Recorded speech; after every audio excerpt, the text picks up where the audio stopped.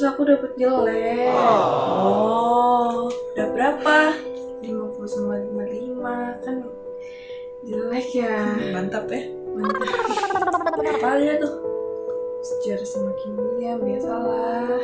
Oh iya. Sama sih, jelek juga. Matematikanya mantap. Dikit lagi KKM padahal. Iya. Nah, menyebalkan. Ya udahlah ya. Kita tetap harus semangat hari ini karena kita mau ibadah. Ibadah nggak boleh sedih-sedih. Iya.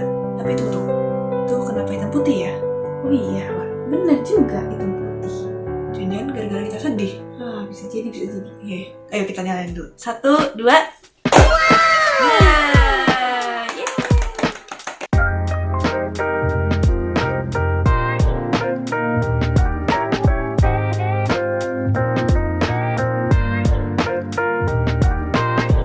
Shalom, Bapak Ibu, Om Tante, Adik kakak Opa Oma. dan hewan peliharaan di rumah. Selamat datang di ibadah online hari ini. Kembali lagi bersama kita, Lala. dan Ika. Hari ini ada apa aja, Kak? Kita mulai ibadah hari ini dengan pujian dan penyembahan bersama tim pepetik. Lalu kita lanjutkan dengan doa bagi bangsa. Dan kemudian yang paling penting adalah mendengarkan firman Tuhan. Jangan lupa bawa catatan ya, supaya kita bisa mencatat poin-poin penting. Oh ya, yang terakhir ada kesaksian dari para jemaat yang menguatkan kita. Oke, udah padat banget nih. Yuk kita mulai aja yuk. Selamat beribadah. Selamat pagi Bapak Ibu dan Saudara sekalian. Mari pagi hari ini bersuka cita bersama-sama di dalam Tuhan, memuji namanya. Ibrani 4 ayat yang ke-16, sebab itu marilah kita dengan penuh keberanian menghampiri tahta kasih karunia, supaya kita menerima rahmat dan menemukan kasih karunia untuk mendapatkan pertolongan kita pada waktunya. Mari memuji Tuhan, pertolongan Tuhan tepat pada waktunya. Haleluya! Oh, Kau kekuatan, oh, oh, oh. Yesus, Kau kekuatan di hidupku, takkan gentar langkahku. Kau angkat tanganku di saat ku jatuh, Kaulah sumber kuatku. Lembah yang gelap kan ku lewati, sebab Engkau sertaku. Dengan imanku ku diselamatkan oleh kuasa Yesusku. Ku angkat tanganku, ku sorakan haleluya. Namamu berkuasa, surga bumi nyatakan. Ku angkat tanganku, nyatakan Kau hebat, Allah yang perkasa, berkuasa samanya.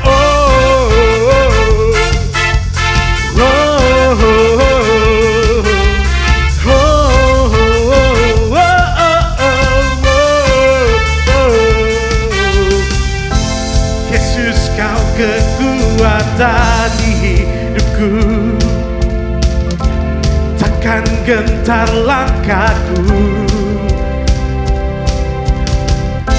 Kau angkat tanganku di saat ku jatuh, Kaulah sumber kuatku.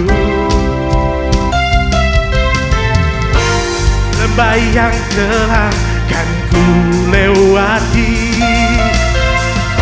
sebab Engkau sertaku. Dengan imanku ku diselamatkan oleh kuasa Yesusku. Ku angkat tanganku, ku sorakan haleluya. Namamu berkuasa, surga bumi nyatakan. Ku angkat tanganku, nyatakan kau hebat. Allah yang perkasa, berkuasa samanya. Oh Yesus, hey, hey. Oh, oh, oh.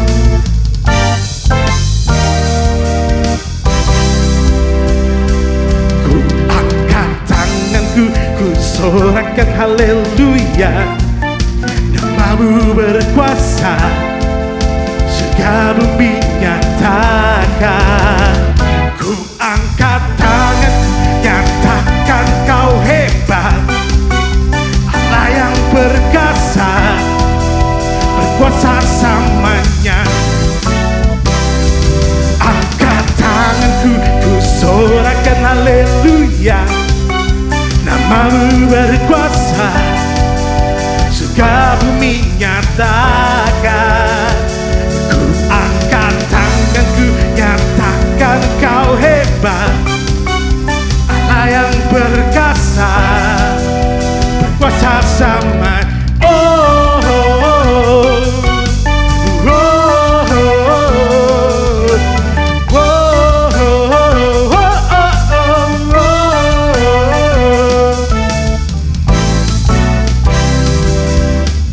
Haleluya, kemuliaan buat Dia, puji namanya. Dalam hadiratnya ada pemulihan, dalam hadiratnya ada kekuatan yang baru. Mari serahkan tubuh, jiwa, rohmu hari ini menyembah Dia, masuk dalam hadiratnya. Mari masuk dalam hadiratnya. Terima kasih Tuhan, rohmu hidup dan penuhi kami Tuhan. Haleluya.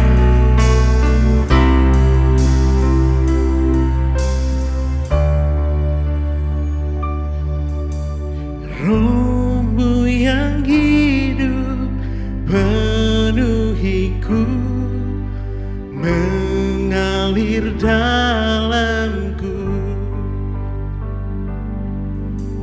Jiwaku tenang bersamamu dalam naunganmu. Ku buka hati untuk jamahanmu, berserah penuh di hadiratmu. Kau ambil alih seluruh hidupku, di altarmu menyembahmu. Berikan kami, layakan kami Tuhan, rohmu yang hidup, rohmu yang kudus. Rohmu yang kudus, pulihkanku, Engkaulah damaiku. Ku hidup oleh anugerah-Mu yang menyertaiku. Ku buka hati untuk jamahan-Mu, berserah penuh di hadirat-Mu. Kau ambil alih seluruh hidupku, di altar-Mu menyembah. Mari buka hatimu. Ku buka hati untuk jamahan-Mu, berserah penuh di hadirat-Mu. Kau ambil alih seluruh hidupku, menyembahmu. Oh, Roh-Mu yang hidup penuhiku, datang urapiku. Ku siap terima kuasa-Mu, hidupku bagimu, hidupku bagimu. Ku buka hati untuk jamahan-Mu, berserah penuh di hadirat-Mu. Kau ambil alih seluruh hidupku, di altar-Mu menyembah-Mu. Oh, ku buka hati untuk jamahan-Mu, berserah penuh di hadirat-Mu. Kau ambil alih seluruh hidupku, di altar-Mu menyembah-Mu, di altar-Mu menyembah-Mu, di altar-Mu menyembah-Mu. Mari sembah Dia, Engkau yang layak. Roh-Mu penuhi kami, Roh-Mu yang hidup, Roh-Mu pulihkan kami. Mari masuk hadirat-Nya.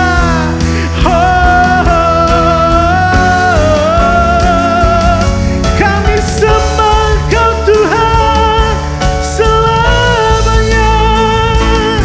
Hadirat-Mu memenuhi kami, memulihkan. Oh, wow. Haleluya, haleluya, haleluya. Oh,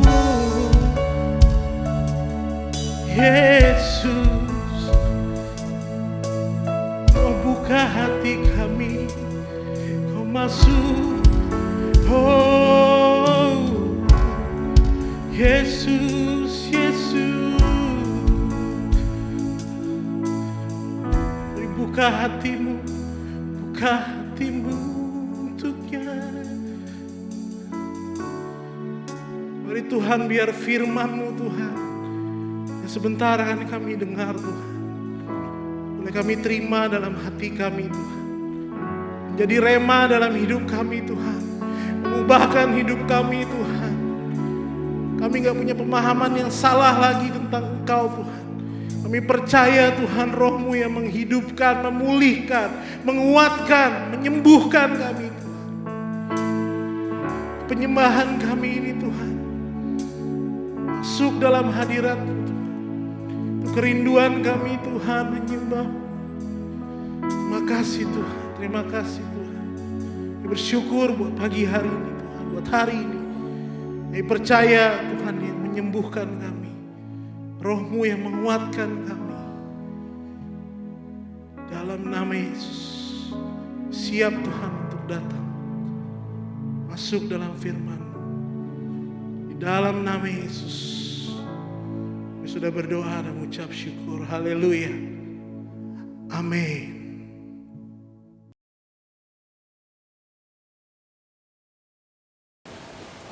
Shalom jemaat yang dikasihi Tuhan. Hari ini kita beribadah bersama-sama kembali, masih secara online. Dan hari ini kita akan belajar bersama-sama dari satu perikop firman Tuhan mengenai percakapan seorang Farisi dengan Tuhan Yesus langsung, yaitu Nikodemus. Mari kita baca firman-Nya dari Yohanes 3, mulai ayatnya yang pertama sampai yang ke-6. Demikian firman Tuhan. adalah seorang Farisi yang bernama Nikodemus, seorang pemimpin agama Yahudi. Ia datang pada waktu malam kepada Yesus dan berkata, "Rabi, kami tahu bahwa engkau datang sebagai guru yang diutus Allah. Sebab tidak ada seorang pun yang dapat mengadakan tanda-tanda yang engkau adakan itu jika Allah tidak menyertainya." Yesus menjawab katanya, "Aku berkata kepadamu, sesungguhnya jika seorang tidak dilahirkan kembali, ia tidak dapat melihat kerajaan Allah." Kata Nikodemus kepadanya, "Bagaimana mungkin seorang dilahirkan kalau ia sudah tua? Dapatkah ia masuk kembali ke dalam rahim ibunya dan dilahirkan lagi?" Jawab Yesus, "Aku berkata kepadamu, sesungguhnya jika seorang tidak dilahirkan dari air dan roh, ia tidak dapat masuk ke dalam kerajaan Allah. Apa yang dilahirkan dari daging adalah daging, dan apa yang dilahirkan dari roh adalah roh." Nah, hari ini saudara-saudara, mari kita perhatikan dari percakapan Nikodemus dengan Tuhan Yesus. Ya. Ini ada istilah yang disebut dilahirkan kembali atau born again. Ya. Jelas 2 kali Tuhan Yesus menyatakannya bahwa kalau orang tidak dilahirkan lagi, dilahirkan kembali, maka yang pertama dia tidak bisa melihat kerajaan Allah. Yang kedua dikatakan kalau orang tidak dilahirkan lagi dari air dan roh, maka dia tidak bisa masuk ke dalam kerajaan Allah. Nah, kita tahu bahwa ada firman juga di Yohanes 3 ayatnya yang ke-16, sebuah firman yang sangat-sangat sering kita baca. Ya, dikatakan demikian, "Karena begitu besar kasih Allah akan dunia ini, sehingga ia mengaruniakan anaknya yang tunggal, supaya setiap orang yang percaya kepadanya tidak binasa, melainkan beroleh hidup yang kekal." Nah, ini ayat yang sering kita sampaikan, ya, bahwa keselamatan kita, kehidupan kekal kita, bagaimana kita bisa masuk ke dalam kerajaan Allah hanya dengan percaya. Di Roma 10 ayat 9-10 dikatakan, mengaku dengan mulut dan percaya dalam hati, kita akan diselamatkan. Jadi hanya dengan iman, dengan percaya, maka kita akan masuk ke dalam kerajaan surga. Itu saya percaya betul. Itu tidak salah bahwa hanya dengan iman, hanya dengan kepercayaan, maka kita akan masuk ke dalam kerajaan surga. Kita akan diselamatkan, beroleh hidup yang kekal. Tapi ketika berkata-kata dengan Nikodemus, Tuhan Yesus mengingatkan bahwa harus dilahirkan kembali. Maka kita akan bisa melihat kerajaan Allah, dan kita bisa masuk kalau kita dilahirkan dari air dan roh. Jadi apa hubungannya percaya dengan dilahirkan kembali? Nah, saya percaya ini bukan sesuatu yang berbeda, tapi satu kesatuan. Oleh sebab itu kita harus mengerti bahwa ketika kita percaya kepada Tuhan Yesus, apa yang menjadikan parameter, measurement, bahwa kepercayaan kita adalah kepercayaan yang benar, kepercayaan yang menyelamatkan, kepercayaan yang membawa kita kepada kekekalan, kepercayaan yang membawa kita ke dalam kerajaan surga. Itu dilahirkan kembali. Karena di Yakobus jelas dikatakan bahwa setan-setan pun percaya ada satu Allah dan mereka gemetar. Tetapi setan-setan adalah mereka yang tidak dilahirkan kembali. Makanya mereka tidak hidup kekal. Mereka akan menerima kematian. Ya, setan-setan akan ada di dalam neraka. Mereka akan dicampakkan ke dalam neraka. Walaupun mereka percaya. Namun kehidupannya tidak ada perubahan. Mereka tidak dilahirkan kembali. Mereka menjadi bagian yang memberontak kepada Tuhan. Mereka tahu bahwa Allah itu satu. Dan mereka tahu bahwa Allah itu berkuasa. Dan pasti juga mereka tahu bahwa Yesus adalah Tuhan. Bapa di surga adalah penguasa, pencipta, creator yang meng-create mereka juga. Mereka tahu persis dan mereka percaya itu, tetapi mereka memberontak sehingga mereka menjadi bagian yang akan dibinasakan. Jadi, pastikan bahwa kepercayaan kita adalah kepercayaan yang satu paket dengan kelahiran baru, ya. Dilahirkan lagi, lahir dari air dan roh, ya. Lahir dari air dan roh itu bisa berarti bahwa kita menerima baptisan air dan baptisan roh. Ini sudah disampaikan beberapa kali. Nah, hari ini kita renungkan apa itu yang dimaksud dilahirkan kembali. Apa itu yang dimaksud dengan kelahiran baru, born again, ya. Yang pertama, dari ayatnya yang tadi sudah sempat kita baca, Yohanes 3 ayat yang ke-6, ya. Dikatakan demikian, apa yang dilahirkan dari daging adalah daging, dan apa yang dilahirkan dari roh adalah roh. Bapak Ibu Saudara yang dikasihi Tuhan, Nikodemus adalah seorang Farisi. Orang Farisi itu adalah orang yang saleh. Ya, zaman dulu ya, orang yang mengerti hukum Taurat, orang yang mempelajari dan hidupnya benar-benar mendedikasikannya kepada Tuhan, ya, kepada hukum-hukum, sehingga mereka disebut orang-orang yang saleh, orang-orang yang berpengetahuan, berpengertian. Tapi jelas Tuhan Yesus berkata, kalau engkau tidak dilahirkan kembali, maka engkau tidak bisa melihat kerajaan surga. Dan kalau engkau tidak dibaptis atau dilahirkan dari air dan roh, engkau tidak bisa masuk. Jadi Nikodemus, seorang yang dikatakan saleh di zaman itu, di bangsa Israel, seorang Farisi yang mengerti hukum-hukum Taurat dengan luar kepala, mungkin ya, sudah dalam pikiran dan hatinya, dan hidupnya mendedikasikan diri untuk Tuhan atau Allah yang mereka sembah, yaitu Allah, ya. Dikatakan tidak bisa masuk kerajaan surga. Kenapa? Karena hukum Taurat, apa yang dihidupi oleh Nikodemus adalah daging, ya. Jelas dikatakan bahwa kalau kita mau masuk dalam kerajaan Allah, kita harus masuk ke dalam dimensi roh, masuk dalam pimpinan roh Tuhan. Kita tidak melakukannya dengan daging. Jadi dilahirkan kembali yang pertama, itu adalah perubahan dari kehidupan daging menjadi kehidupan roh. Dari kehidupan yang dipimpin daging menjadi kehidupan yang dipimpin roh. Nah, adakah tanda-tanda ini dalam hidup kita sebagai orang percaya? Kalau itu ada tanda-tandanya dalam kehidupan kita, maka kita adalah orang yang sudah percaya dan lahir baru. Kita adalah orang yang sudah percaya dan ada perubahan hidup yang tadinya dipimpin daging, kita sekarang hidup dipimpin roh. Nah, ini adalah dilahirkan kembali yang pertama. Ada perubahan dari hal-hal yang daging menjadi hal-hal yang roh, ya. Jadi ini menjadi bagian dari yang saya sebut selalu adalah ukuran-ukuran bahwa kehidupan kita adalah kehidupan yang benar di hadapan Tuhan ketika kita sudah mengaku bahwa Yesus adalah Tuhan dan percaya dalam hati bahwa Dia sudah dibangkitkan dari antara orang mati oleh Bapa di surga. Kepercayaan kita ini benar atau tidak, ada ukurannya, yaitu kelahiran baru. Makanya jelas Tuhan Yesus berkata, kalau engkau tidak dilahirkan lagi, maka engkau tidak bisa masuk dalam kerajaan Allah. Yang pertama, kehidupan atas satu perubahan dari hidup dipimpin daging menjadi hidup dipimpin roh.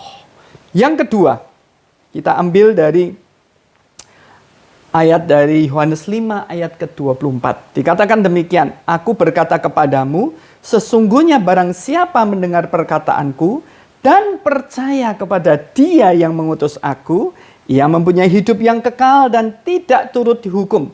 Sebab ia sudah pindah dari dalam maut ke dalam hidup.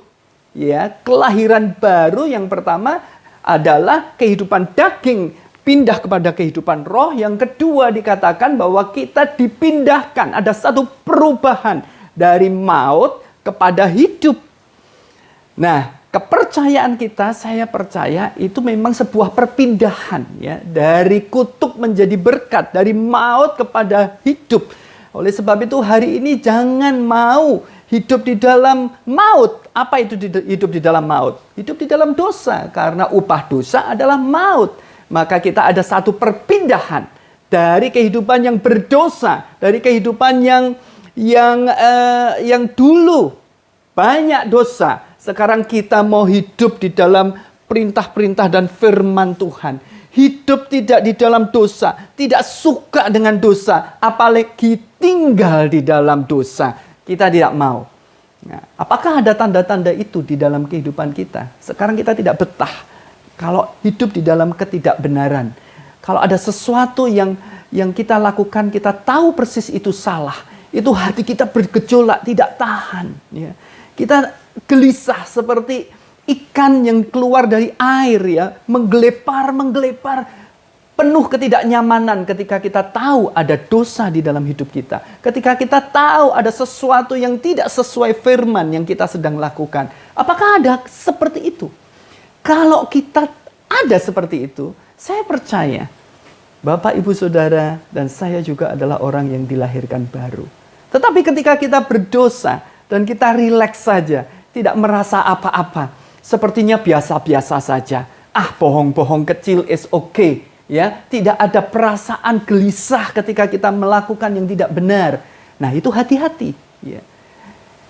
Apakah kita orang percaya yang dilahirkan baru? Karena kalau kita orang yang mengaku percaya tetapi tidak mempunyai perasaan-perasaan kehidupan bahwa kita sudah ada di dalam hidup, ada di dalam kebenaran, tidak lagi tinggal di dalam dosa, yaitu maut. Tidak ada perasaan gelisah ketika kita melakukan tindakan dosa. Mungkin kita belum lahir baru. Hati-hati. Ya, untuk kita yang mengaku percaya, ya setiap hari ada di gereja, melakukan pelayanan-pelayanan yang hebat, tapi ketika berbuat dosa, melakukan hal-hal yang tersembunyi, hal-hal gelap, kita tidak merasa apa-apa. Hidup kita santai-santai saja. Melakukan itu iya, pelayanan di gereja juga iya. Hati-hati. Karena orang yang sungguh-sungguh masuk dalam kerajaan Allah adalah orang yang lahir baru. Satu paket dengan percaya iman itu. Ada kelahiran baru. Apa ciri yang ketiga? Kita ambil dari ayatnya yang berikutnya. Dari Kolose 1 ayat yang ke-13. Ia telah melepaskan kita dari kuasa kegelapan dan memindahkan kita ke dalam kerajaan anaknya yang kekasih. Nah, ciri-ciri lahir baru yang ketiga adalah perubahan, ya, atau perpindahan dari hidup dikuasai oleh kegelapan masuk ke dalam kerajaan Allah. Artinya hidup dikuasai oleh Allah, hidup dikuasai oleh Tuhan Yesus. Hari ini saya mau tanya, apakah kita setiap hari merasa bahwa Yesus itu otoritas kita? Apakah setiap hari hidup kita merasakan bahwa Allah itu satu-satunya otoritas dalam hidup saya? Ya, karena kalau saya ada di dalam kerajaan Allah, karena sudah dipindahkan. Ketika kita percaya, kita dipindahkan dari kuasa kegelapan masuk kepada kerajaan Allah. Artinya kuasa Allah masuk di dalam kerajaan Allah, yang berkuasa, punya otoritas adalah Allah. Dan apakah kita merasa demikian? Apakah setiap hari kita tahu bahwa otoritas tunggal kita adalah Allah, yaitu di dalam nama Yesus Kristus?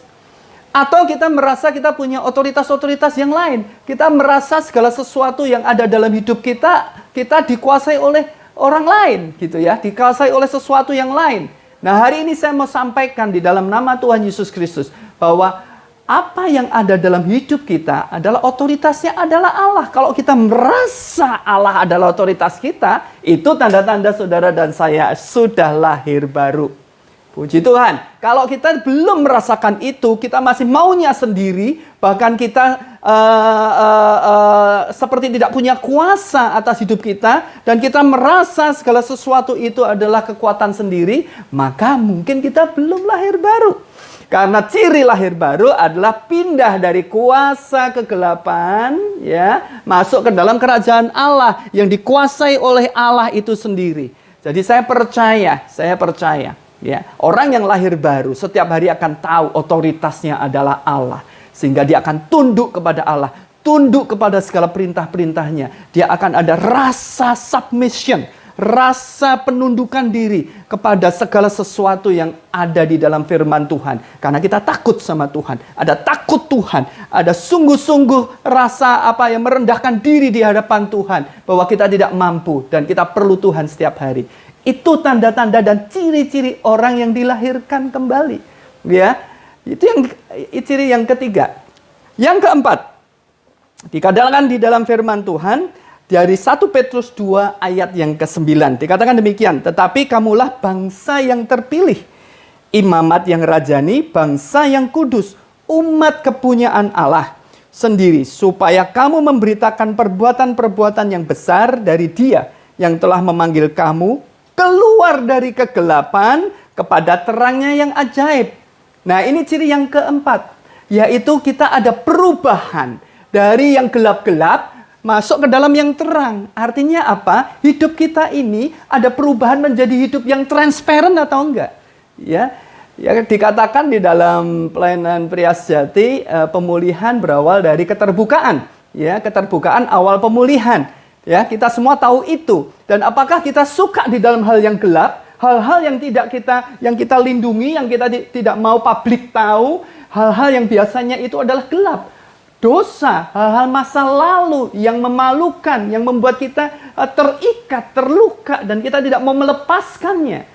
Tetapi orang yang lahir baru, dia akan masuk ke dalam terang, dia akan transparan, dia tidak akan takut lagi dihakimi, dia akan terbuka karena Tuhan sudah menebus dia. Apapun hal buruk dalam hidup kita, di dalam Kristus kita sudah diputihkan kembali, kita sudah diampuni, dan kita sudah menjadi seorang yang bersih, sehingga kita tidak perlu ada yang ditutupi, tidak perlu ada yang disimpan di dalam gelap, tetapi kita masuk ke dalam terang. Hidup kita transparan, apa adanya, asli, tidak ada yang disembunyikan. Apakah kita orang yang demikian? Kalau iya, saudara dan saya adalah orang-orang yang punya ciri-ciri lahir baru. Tetapi bagi kita yang masih suka menyembunyikan sesuatu, kita tidak aman dengan keterbukaan, kita masih hidup di dalam kegelapan.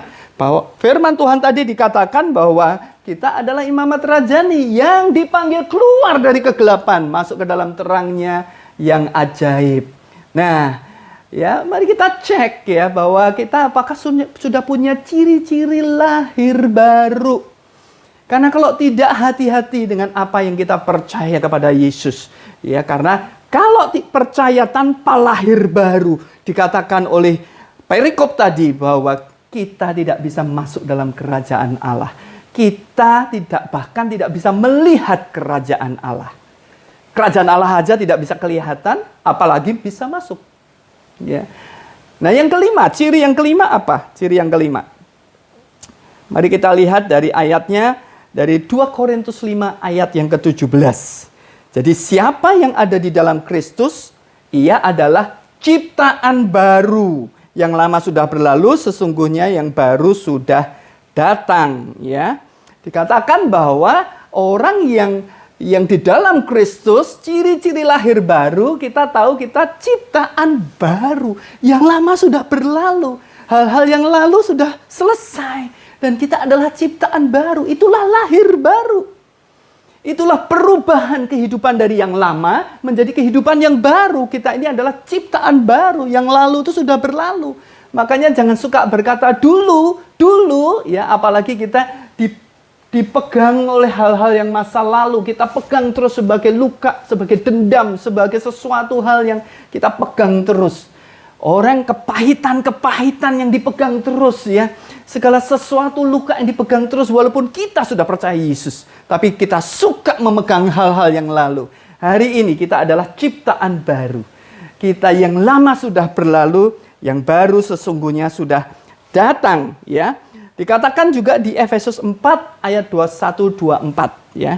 Kita baca, karena kamu telah mendengar tentang Dia dan menerima pengajaran di dalam Dia menurut kebenaran yang nyata dalam Yesus, yaitu bahwa kamu berhubung dengan kehidupan kamu yang dahulu harus menanggalkan manusia lama yang menemui kebinasaannya oleh nafsunya yang menyesatkan, supaya kamu dibaharui dalam roh dan pikiranmu, ya, dan mengenakan manusia baru. Yang lalu sudah berlalu, manusia lama, ciptaan lama. Sekarang kita ciptaan baru, mengenakan manusia baru yang telah diciptakan menurut kehendak Allah di dalam kebenaran dan kekudusan yang sesungguhnya. Manusia baru itu adalah manusia yang masuk dalam kebenaran dan dikuduskan.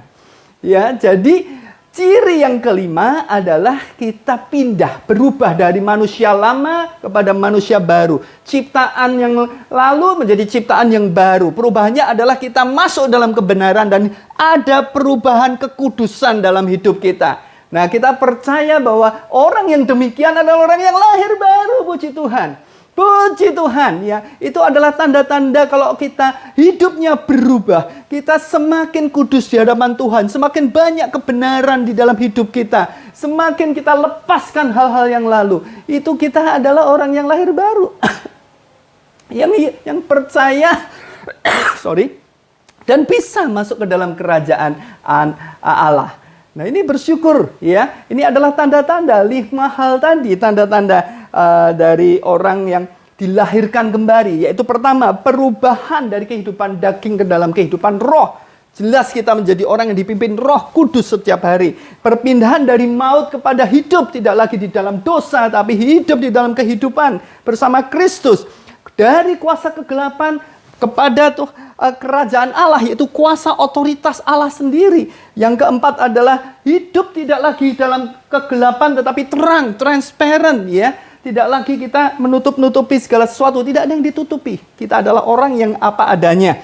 Orang yang benar di hadapan Tuhan dan kita apa adanya, tidak ada yang perlu ditutupi. Dan kita adalah ciptaan baru. Yang lama sudah berlalu, kita adalah manusia baru. Yang manusia lama sudah selesai dan manusia menjadi manusia baru. Yang hidup di dalam kebenaran dan terus ada di dalam pengudusan. Itulah ciri-ciri, 5 ciri orang yang lahir baru. Kalau kita ada kelima ciri itu, saya mengucap syukur kita semua ada di dalam kerajaan Allah. Kita sedang menuju kepada seluruh kekekalan itu. Kita sedang mengerjakan keselamatan kita. Sehingga kita akan menerima kekekalan. Ya. Keselamatan bukan karena perbuatan kita. Tapi itu adalah diberikan. Tetapi keselamatan yang dijamin itu ada wujudnya. Yaitu lahir baru. Ada segala sesuatu lahir baru. Karena kalau tidak ada wujudnya, keselamatan yang kita terima atau kepercayaan yang kita ucapkan mungkin bukan kepercayaan yang sesungguhnya, bukan iman yang sejati, bukan iman yang menyelamatkan. Tapi percaya sekedar ngomong percaya, seperti setan-setan percaya ada satu Allah.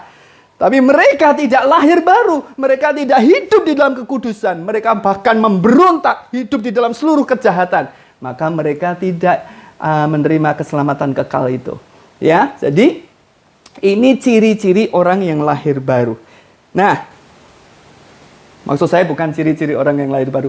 Ini adalah tanda-tanda atau apa artinya lahir baru. Ya, orang lahir baru adalah orang yang berubah. Tadi ada 5 berubah ya. Maaf. Nah, sekarang saya baru masuk ciri-cirinya apa sih ya di dalam kehidupan ini ya. Kita akan belajar dari beberapa pribadi dan juga perikop di dalam firman Tuhan. Ciri-ciri orang yang ini adalah orang yang percaya dan lahir baru nih. Ya. Yang pertama saya ambil dari seorang yang mati bersama Tuhan Yesus di kayu salib. Ya.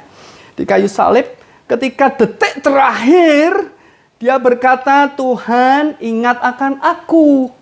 Dan Tuhan berkata, saat ini juga kamu ada di Firdaus bersama aku. Mari kita baca di Lukas 23 ayat 41-43.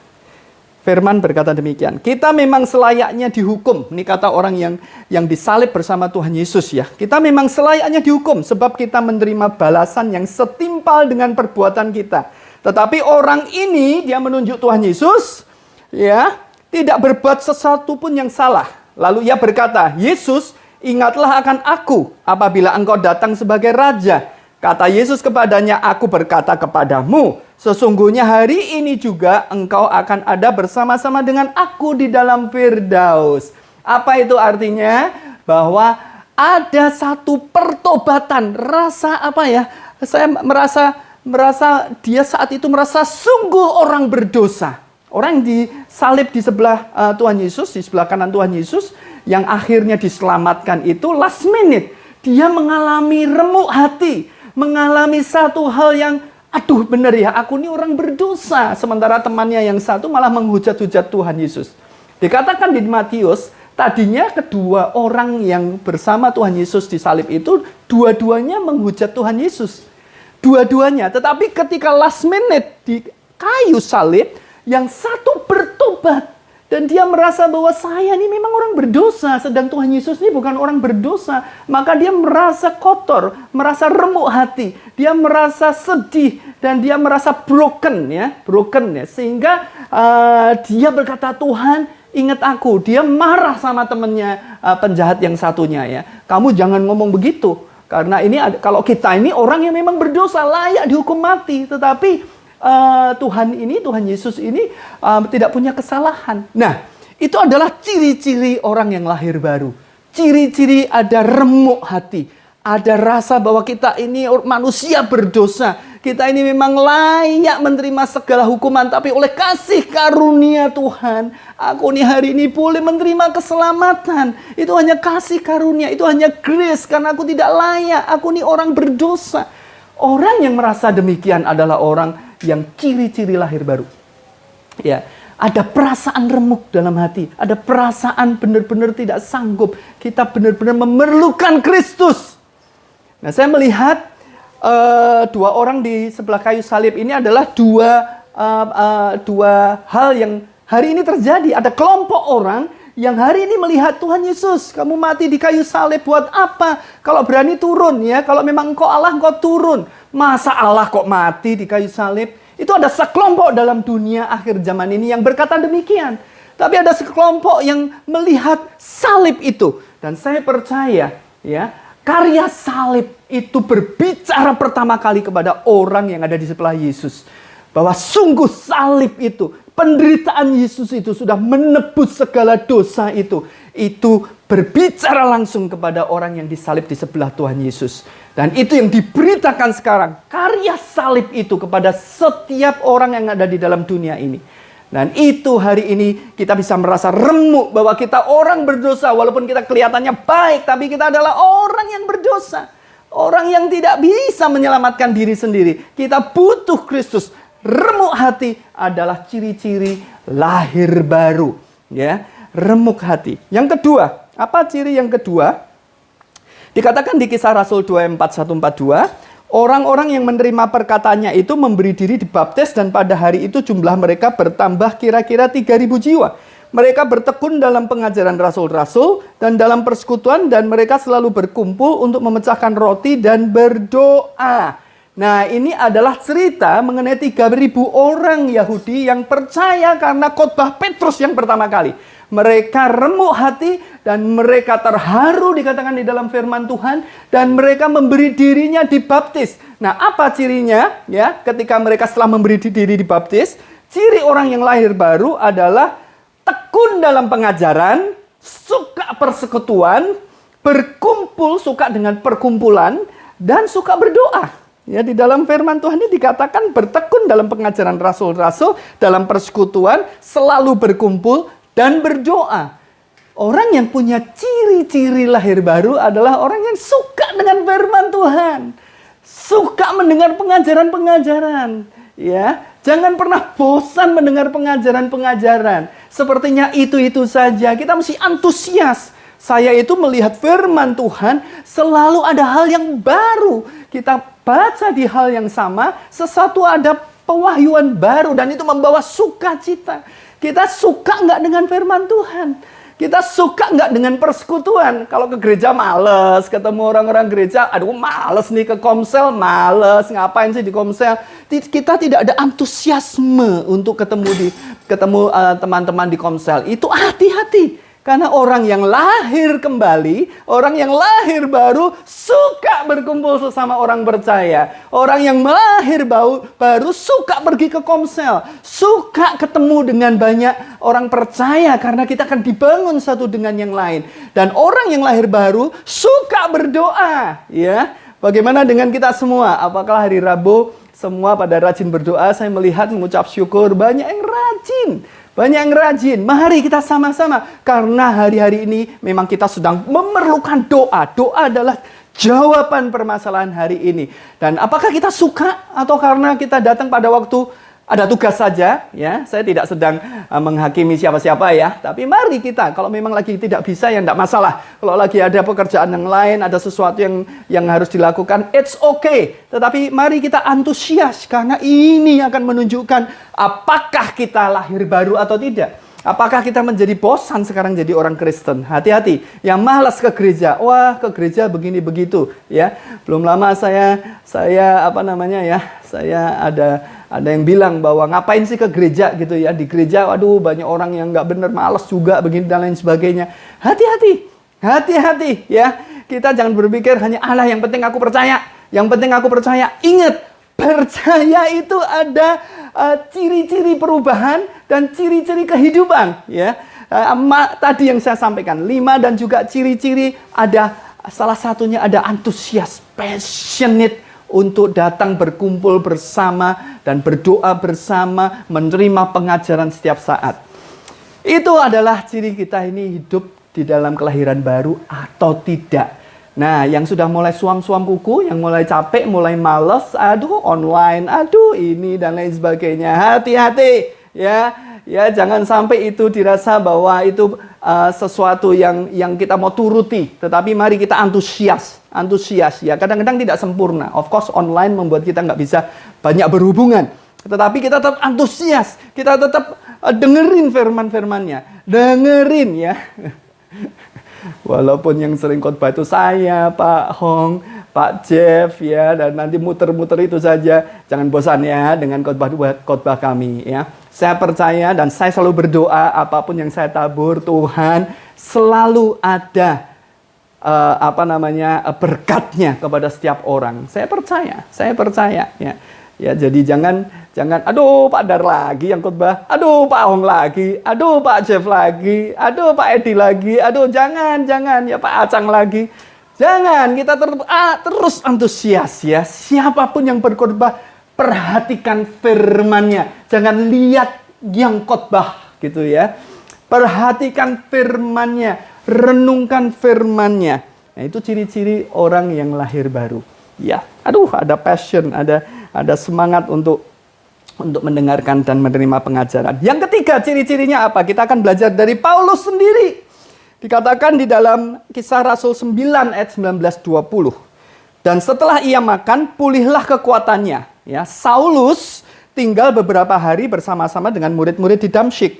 Ketika itu juga, ketika dia masih di Damsyik ya, ia memberitakan Yesus. Paulus beberapa hari sebelumnya baru dibaptis ya oleh Ananias ya. Namun setelah beberapa hari dari orang Taurat yang menganiaya jemaat, dia berubah.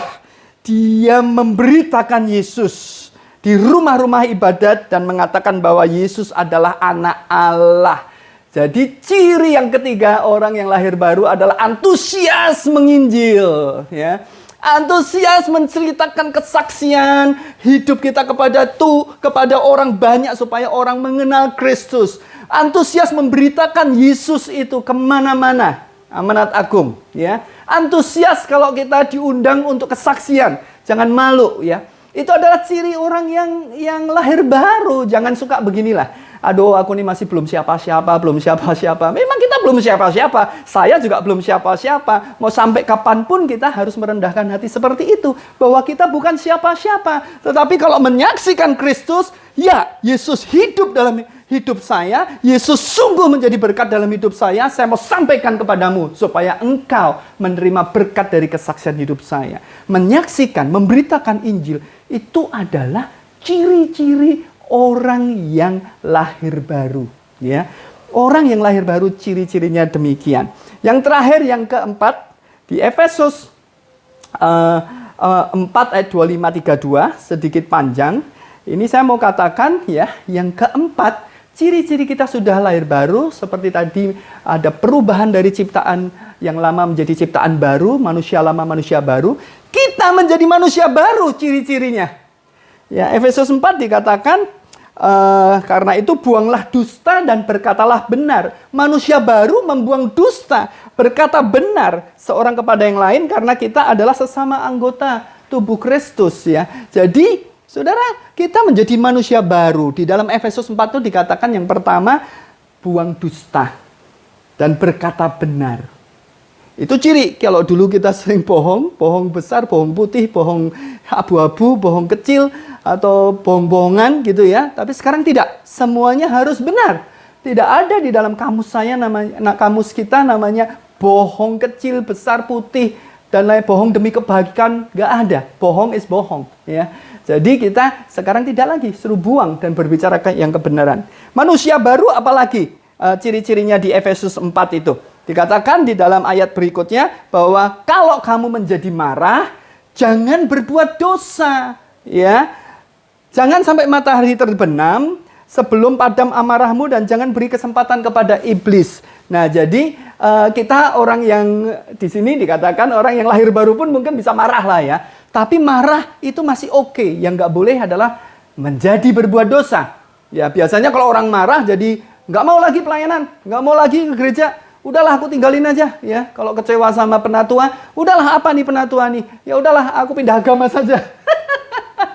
Aduh, ya saudara, ini bukan orang yang lahir baru. Orang yang lahir baru bisa marah. Itu salah satu tantangan hidup saya. Masih suka, dikit-dikit marah gitu. Tapi dikatakan jangan berbuat dosa.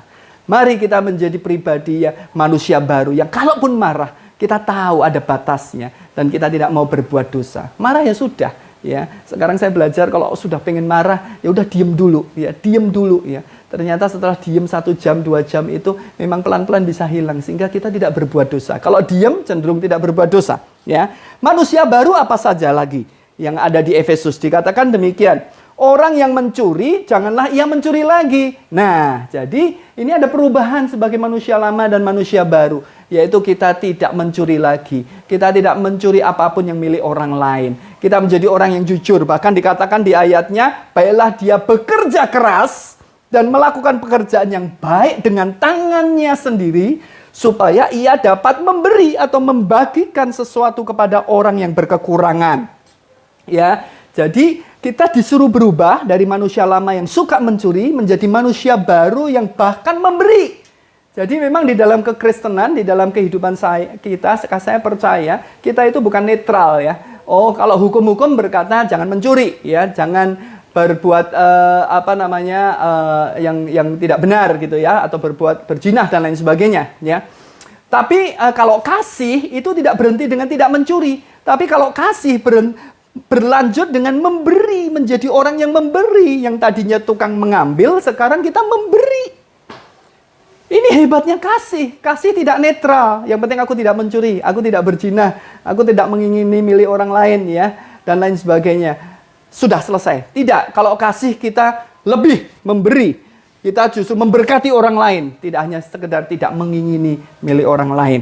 Nah, ini adalah ciri-ciri orang yang lahir baru, yaitu hidup di dalam manusia barunya. Yang berikutnya apa dikatakan di Efesus tadi? Jangan ada perkataan kotor. Nah, saya melihat puji syukur ya, di dalam jemaat kita saya jarang atau bahkan tidak pernah mendengar perkataan kotor ya. Kita semua tahu bahwa apapun yang hari ini dunia memakai semua jargon-jargon untuk sesuatu yang akhirnya mengumpat ya, menghakimi, mengancam, atau bahkan sekedar ngomong karena kesal ya. Itu kita harus jaga ya. Jangan ada perkataan kotor ya. Pakailah perkataan yang baik dan membangun yang dikatakan, supaya mereka yang mendengar perkataan kita beroleh kasih karunia. Nah, ini ngerti ya. Kalau kita memberi nasihat, kita memberi kekuatan, orang yang mendengar itu mendapatkan kekuatan. Itu namanya kasih karunia. Sehingga dia mau menjadi tenang. Dia mendengar itu menjadi damai, menjadi aman, dan menjadi mau berubah. Ya, itu adalah kasih karunia. Ya, mari kita menjadi orang-orang yang menjaga perkataan-perkataan kita, jangan menjadi perkataan yang kotor, tapi menjadi perkataan-perkataan yang justru membangun, yang membawa kasih karunia. Ya, yang terakhir, yang berikutnya adalah jangan kamu mendukakan Roh Kudus Allah. Ya. Nah, mendukakan Roh Kudus Allah ini yang sudah memeteraikan kamu menjelang hari penyelamatan, ini adalah berbicara bahwa tanpa Roh Kudus kita ini tidak akan bisa mencapai garis finish well. Ya, Kita perlu Roh Kudus. Makanya jangan didukakan. Apa didukakan? Orang yang berduka adalah orang yang banyak hal di dalam perkaranya dikecewakan. Ya. Demikian juga Roh Kudus. Roh Kudus dikecewakan karena dia sudah mengasihi kita, memimpin kita, tapi kita tidak pernah mau mendengarkan dia. Bahkan kita mengabaikan dia. Bahkan kita sering berkata bahwa kamu ini siapa sih gitu ya. Apa yang diomongin kamu, aku udah ngerti semua ya. Itu firman aku udah ngerti semua. Itu tugas Roh Kudus mengingatkan firman. Tapi kita perkara firman, kita sudah mengerti semua. Buat apa? Sudah sering aku lakukan, gak ada hasilnya. Jangan mendukakan atau juga di dalam perikop lain dikatakan menghujat Roh Kudus. Karena ini akan menjaga kita menjelang hari penyelamatan. Nah, ini adalah hari-hari penyelamatan itu. Mari kita appreciate. Setiap hari saya berdoa, Allah Roh Kudus, Engkau adalah otoritas satu-satunya dalam hidupku dan anak-anakku semua. Biarlah kami punya kasih karunia, tunduk dengan pimpinanmu, dengan nasihatmu, dengan segala ketetapan-ketetapan yang Engkau beritahu di dalam setiap langkah hidup kami setiap hari. Setiap hari saya berdoa begitu. Ya. Roh Kudus adalah pribadi yang hidup. Dan jadikan dia otoritas, jadikan dia penuntun. Karena dia adalah wakil Kristus. Apa yang dia sampaikan datangnya dari Kristus. Apa yang dia sampaikan kepada kita, Kristus sebetulnya yang menyampaikan melalui Roh Kudus. Oleh sebab itu kita layak submit kepada Roh Kudus sepenuhnya. Sehingga jalan-jalan kita adalah jalan-jalan kebenaran dan baik.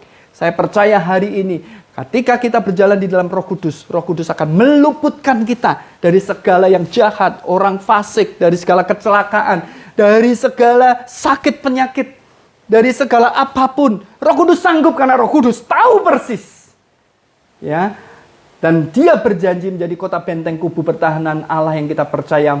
Nama Tuhan adalah menara yang kuat, kasih setianya adalah perisai pagar tembok. Itu adalah janji Tuhan. Bagaimana kita ada di dalam perisai pagar tembok. Bagaimana kita ada di dalam kota benteng kubu pertahanan. Roh Kudus yang memberitahu.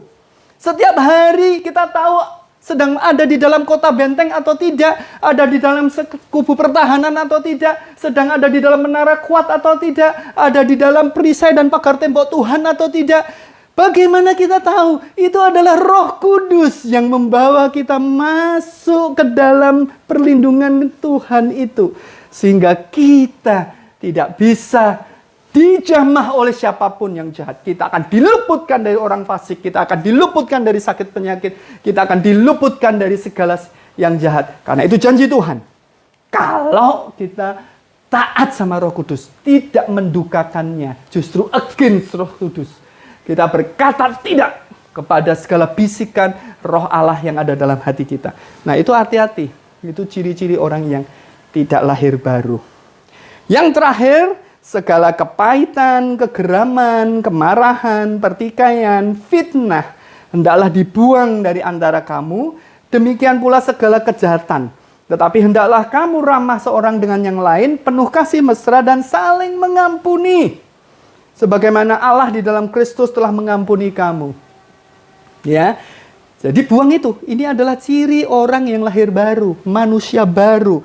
Ya, pahit, geram, marah, perseteruan, pertikaian, fitnah-fitnah, buang semua itu.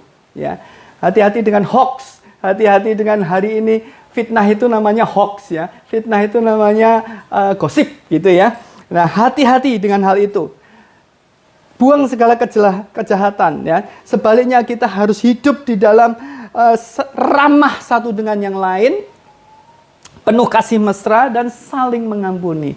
Nah, saya percaya jemaat dikasih Tuhan, Bapak, Ibu, Saudara semua adalah orang-orang yang mempunyai ciri-ciri sudah dilahirkan kembali.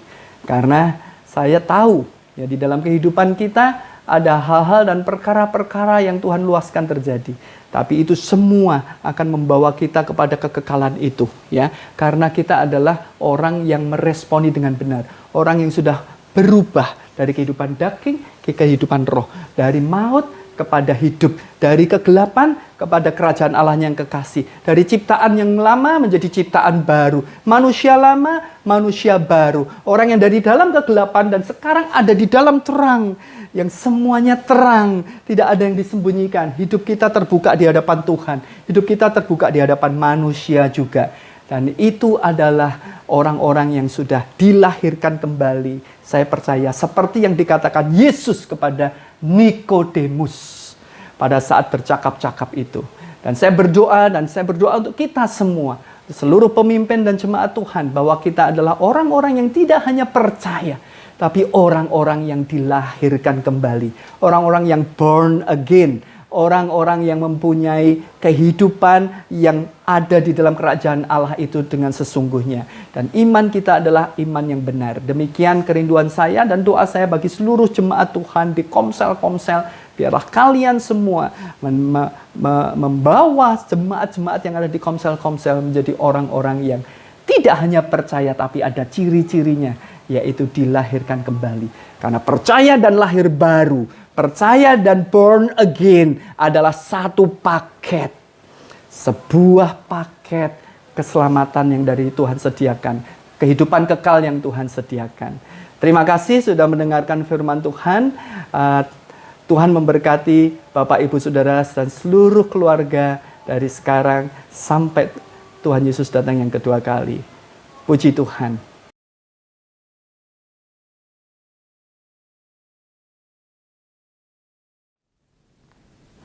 Mari kita bersatu dalam doa.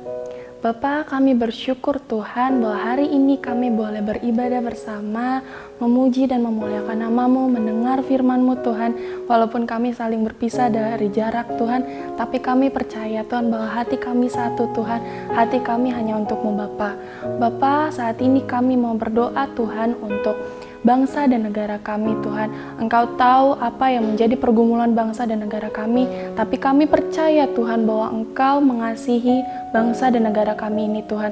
Bapa, biarlah Roh Kudus-Mu Tuhan, penyertaan-Mu ada atas bangsa ini Tuhan. Dan kami juga mau berdoa Tuhan untuk setiap pemimpin Tuhan, setiap pemerintahan-pemerintahan yang ada. Biarlah Engkau yang memberikan mereka hikmat, sehingga mereka boleh memimpin negara ini dengan baik. Mereka boleh memimpin negara ini sesuai dengan kebenaran firman-Mu Tuhan. Sehingga banyak Tuhan orang-orang yang boleh terselesaikan masalahnya. Untuk korban-korban bencana Tuhan, untuk korban-korban yang terkena COVID-19 Tuhan, kami percaya Tuhan bahwa penyertaan-Mu juga sempurna untuk mereka Tuhan. Tuhan, kami juga mau berdoa Tuhan untuk kesatuan gereja yang ada di Indonesia ini Tuhan. Biarlah kami boleh bersatu sebagai satu tubuh Kristus yang saling menopang, saling menguatkan, saling mendoakan Tuhan. Biarlah Tuhan kami boleh memiliki visi yang sama Tuhan, untuk memuliakan nama-Mu saja Tuhan di negeri ini Tuhan. Bapak, kami juga mau berdoa Tuhan untuk pemimpin di Abalov, baik di seluruh Abalov maupun di Abalov di BES Tuhan. Biarlah ada kesatuan hati di antara para pemimpin juga Tuhan, sehingga mereka boleh memimpin gereja ini untuk menuju mengejar keserupaan akan Engkau Tuhan. Bapak, biarlah ada visi yang sesuai dengan firman-Mu, visi yang Engkau taruh di dalam hati mereka Tuhan, sehingga mereka boleh memimpin gereja ini dengan sesuai dengan kebenaran firman-Mu Tuhan. Kami juga mau berdoa Tuhan untuk domain, untuk jemaat, untuk komsel, untuk pemuritan yang sedang berjalan Tuhan. Biarlah penyertaan-Mu sempurna atas mereka Tuhan. Biarlah lewat pemuritan, lewat komsel Tuhan, kasih Kristus semakin dinyatakan, dan semakin banyak orang yang melihat bahwa Kristus yang hidup di dalam diri kami, sehingga kami boleh terus mencerminkan apa yang menjadi kebenaran firman-Mu Tuhan. Bapa, hidup kami adalah milik-Mu Tuhan. Biarlah visi yang ada di dalam hidup kami semata-mata hanya untuk memuliakan nama-Mu Bapa. Terima kasih Tuhan, untuk hari ini kami berdoa dan bersepakat. Di dalam nama Yesus kami berdoa. Amin.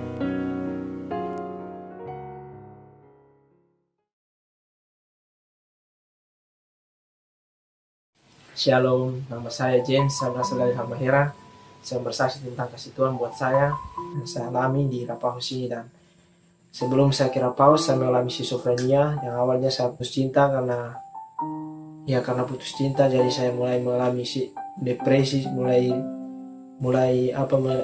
karena membutuhkan kasih sayang dari manusia. Jadi saya juga, karena awalnya papa saya dan mama saya juga sudah cerai, sudah berpisah, jadi masuk waktu saya masih kecil, jadi saya mengejar kasih sayang dari manusia. Jadi saya depresi itu karena saya mulai putus cinta itu. Jadi saya juga merasa tertuduh karena ada kehilangan barang di laptop di tempat tinggal saya itu di BES di Halmahera, di yayasan saya. Terus saya mulai mengalami schizofrenia, semangat saya mulai menurun. dan saya patah semangat dan tidak semangat lagi. Saya mulai depresi dan tidak mau bicara lagi. Awalnya halusinasi saya itu karena pengen menikah, katanya kalau menikah nggak boleh bicara begitu, jadi saya mulai tidak halusinasi saya itu sampai saya dibawa ke Rapahos. Terus saya bersyukur saya dibawa ke Rapahos, saya mulai kesembuhan di Rapahos dan pemulihan jasmani dan rohani juga saya dipulihkan, dari rohani saya juga mulai bertumbuh, dan saya bersyukur saya mengalami Tuhan di tempat ini di Rapahos. Walaupun saya mengalami skizofrenia, tapi saya bersyukur karena di sini saya belajar bahwa saya berharga di mata Tuhan. Bukti saya berharga, Tuhan Yesus mati buat saya. Dan saya akan, kalau saya kembali ke Halmahera, saya melayani Bapak saya yang juga skizofrenia seperti saya juga. Terima kasih.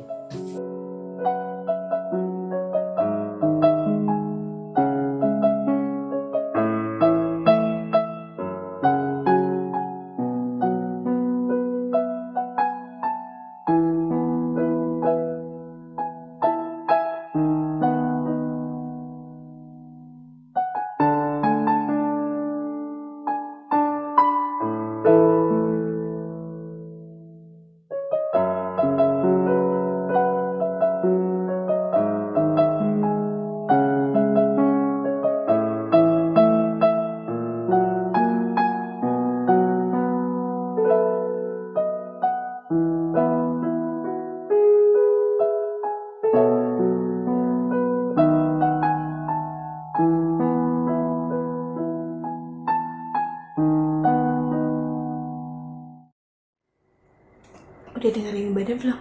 Udah dicatat belum? Minggu depan ditanya loh. Bercanda.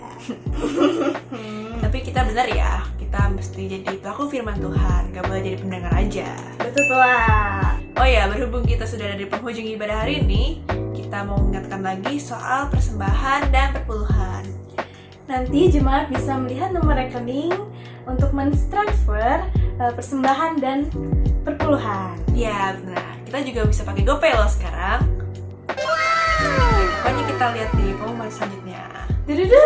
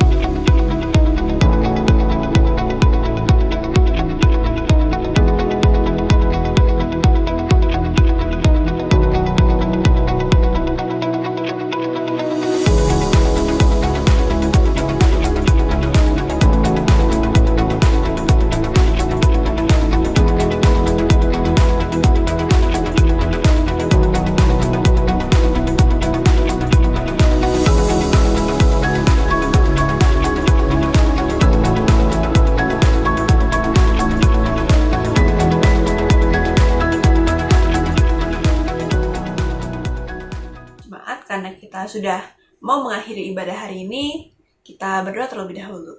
Mari kita berdoa. Kami mengucap syukur Tuhan buat ibadah hari ini. Kami percaya kami dimampukan karena kekuatan yang baru dari Kristus. Biarlah penyertaan-Mu senantiasa ada buat kami sepanjang minggu ke depan ini.